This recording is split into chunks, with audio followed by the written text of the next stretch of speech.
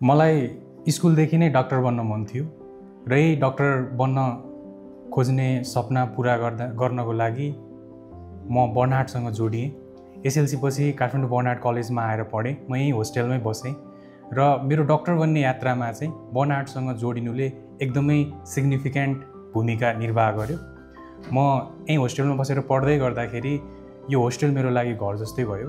यहाँको होस्टेलको इन्भाइरोमेन्ट एकदम राम्रो थियो।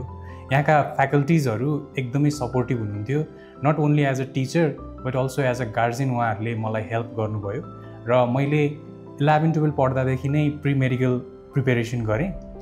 एन्ड देन मैले फ्रेसमा नै एमओई स्कलरसिपमा एमबिबिएसको लागि क्र्याक गरेँ र एमबिबिएस पढ्नको लागि जोइन गरेँ। मेरो यो डाक्टर बन्ने यात्रामा चाहिँ काठमाडौँ बर्नहाट कलेजले एकदमै ठुलो भूमिका खेलेको छ र म काठमाडौँ बर्नहाट कलेजको फ्याकल्टिज र मेरो सम्पूर्ण यो काठमाडौँ बर्नहाट फ्यामिलीप्रति एकदमै ग्रेटफुल छु र फर्केर हेर्दाखेरि मलाई काठमाडौँ बर्नहाट कलेज मेरो आफ्नै घर जस्तै लाग्छ।